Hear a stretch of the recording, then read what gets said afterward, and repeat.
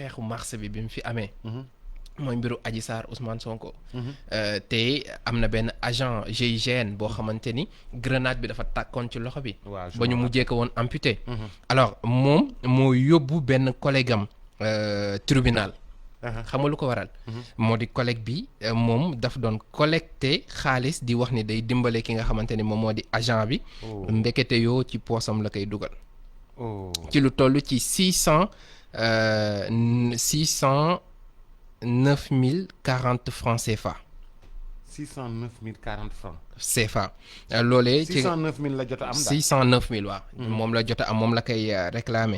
alors bi nga xamante ni taxaw nañ tribunal collègue bi mu ngi tudd El Hadji Malick Niang donc moom dafa woote woon benn collecte ci fi ñuy tuddee Kopar Express.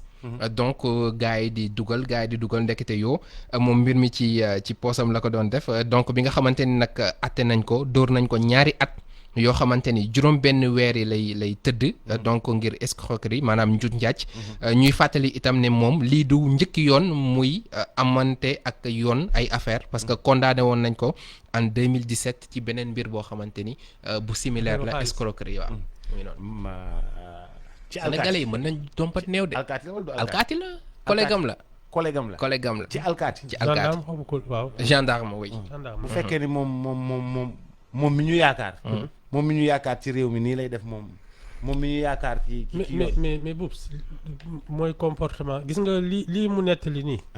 moom la docteur ñaa wax ci matériel médical bi. c'est-à-dire alalu mbooloo yi nga xam ne dafa war a amal nit ñi njariñ. te du ay caaxaan parce que kii loxoom bi muy faj ak yooyu xam nga loolu yëfu bakken la presque.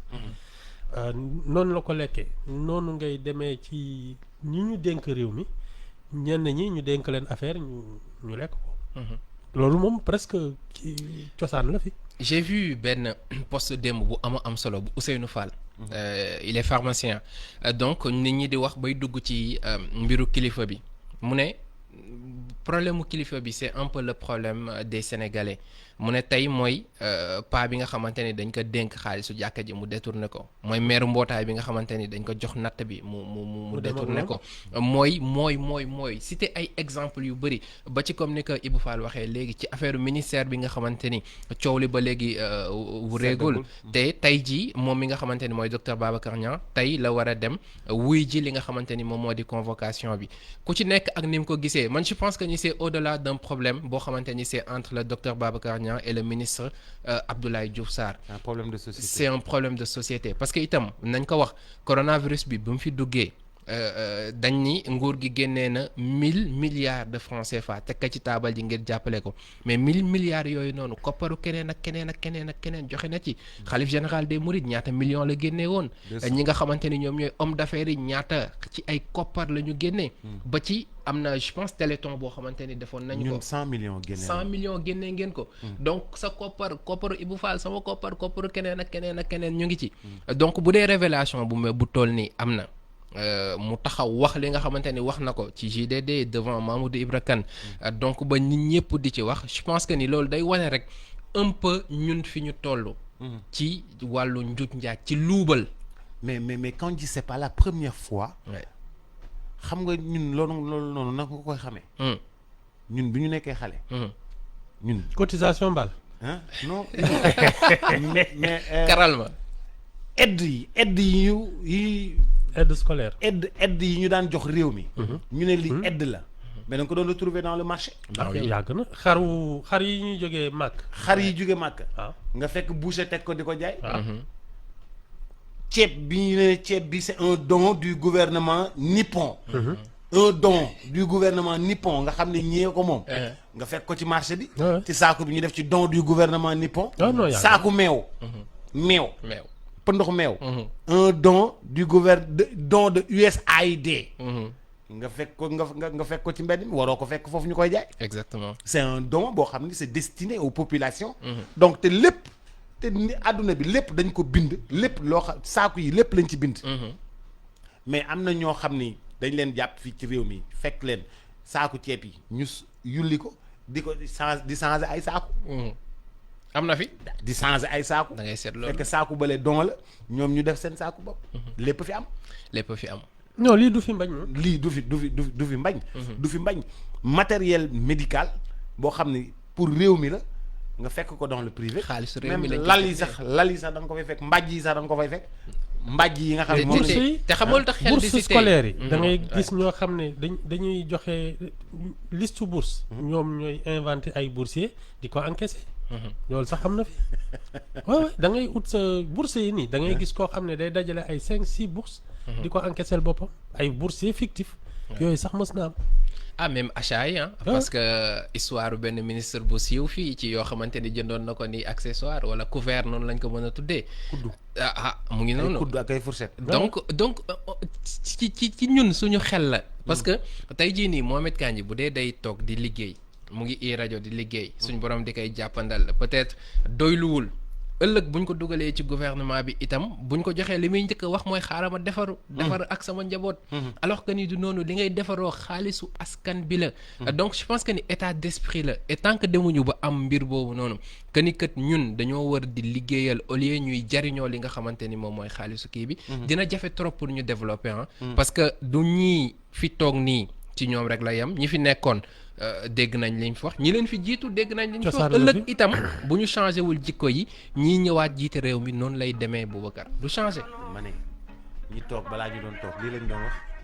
waaw non cosaan la fi bul bi mooy tourné. waaw bul bi mooy tourné. cosaan la bul bi mooy tourné. mais xam nga dama jàpp ne tam gis nga ñi soog a toog ci dara ñi leen di wër njëkk mbokk yeeg ñi leen jege suñu xam nga xelay suuf. suñu toogoon ne ñun kat suñu waxtu jot na soo ci bëggoon maandu sax danañ la ne xanaa da nga dof ñun ñi ak li ñu daj ci yow ak fi ñu kii ak ni réew mi bindoo nga xam ne sa moroom yëpp ña ngay lekk nga bëgg a toog fii naan nii du gis nga ñi nga xam ne fii dénk nañ leen dara. te séddalewuñ ko seen kii seen mbokk yi bàyyi nañ leen. dañ leen di bàyyi kenn du dem seen kër. parce que boo waxee tudd duñu xewle ba boole la ci. diw dañ lay jéppi. naan kii moom dëgg. li ñu daj ci moom waaw ànd ak moom di politique di dugg kër ak kër. dafa nay wala dafa ñuul dafa iñaan wala dafa iñaane. exactement. mais xoolal Sénégal ñi nga xamante ni dañuy woote benn. éthique la société malade di jubal. ñoo fi ëppi noonu. boo waxee ñu ne dafa bon. boo waxee ñu ne loxo bi fii la dagg. d'ailleurs duñ kii sax ci conc bi ci mbagg bi la ñuy ñëw. loxo bi foofu la dagg. mais nag ñiy woote vertu nag. ñiy woote vertu di woote jub ak njubal. léeg-léeg gars yi képp leen de. mais parce que jubuñu. ak ñiy woote jub ak jubal léeg-léeg gars yi xam nga woote jub ak jubal. ak jub ak jubal yamuñu. lu waaye di wuyoo. da koy niru waxuñu woote mais mu nekk ci jikko yi parce que xam nga lépp si xel la lépp si état d'esprit la tey ki nga xamante ni dañ ko jox mu régler li muy régler ba affaire bi jeex mu wane ay preuves yu leer ne lii parce que xam nga ce qui se passe au Sénégal itam Sénégal rek lay xew dañ lay dénk benn marché boo xamante ni c'est des milliards nga defee ko nu la neex boo paree mu dem amul rapport boo xamante ni dina wane carrément lii ngay def du am enquête du am dara. mi ngi bugg rey Pape Alé Gueye de. mais. man Pape Alé Gueye déedéet sama premier bi may doog a dégg marché de gré à gré. Sénélec 91 Pape Alé Gueye mii la 150 millions.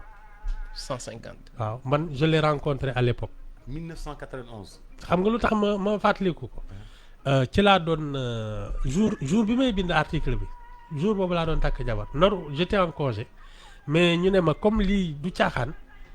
bind ko balaa ngay benn sam ma bind article bi doogu jël sama congé c'était un marché de gré à gré moom ak El Hadj Ibrahima Ndaw moo doon directeur u Sénélec à l'époque ñoom ñaar ñëpp je les avais rencontrés moom boobu il avait une société qui s'appelait la SAP mu ngeen rue Vincent xaw ma ci ruq bi noonu ma dem ba bureau toog ñu naan mu naan moom préfinancement xaw ma ay danois la xaw ma pays nordique yooyu et que moom moo indi financement bi indi kii bi donc amul benn problème du appel d'offre boo xam ne moom mooy indi xaalis bi indi kii installé yëpp Sénélec du génne dërëm ma dem fekk directeur u Sénélec bi ne ko yow marché de gré à gré bi ñëpp di coow ci kër gi lu mu doon mu ne non dañ ko mujj annulé sax ndeke benn du ci dëgg te bi muy après nag ci la xam nga ci ñi ko doon xeex ci kër gi dañ ma yónnee ko procès verbalu réception bi ne non seulement annulé wul marché bi mais matériel bi mu indi baaxu ci xoolal